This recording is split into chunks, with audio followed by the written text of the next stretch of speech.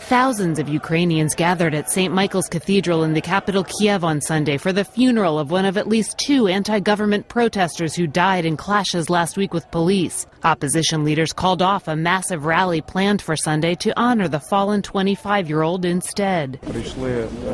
We came here to commemorate a hero of the Ukrainian nation. He was the first who lost his life in this national revolution. The funeral followed a night of violent protests in Kiev. Demonstrators threw rocks and firebombs into a building where police were stationed near Independence Square. Police responded with stun grenades and tear gas. The violence underscored the increasingly radical trend of the protest movement, which has gripped the capital for 2 months. In an attempt to quell the crisis, beleaguered President Viktor Yanukovych offered a power-sharing agreement Saturday to a top opposition leader. The offer was rebuffed, and the opposition vowed protests will continue.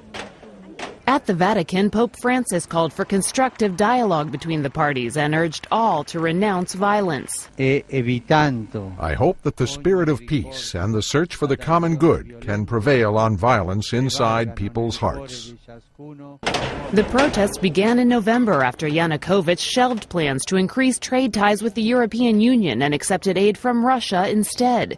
They turned increasingly violent last week when new anti-protest laws were implemented and are now spreading from Kiev throughout central and eastern Ukraine as well, with no signs of an end in sight. Kelly Daschle, Associated Press.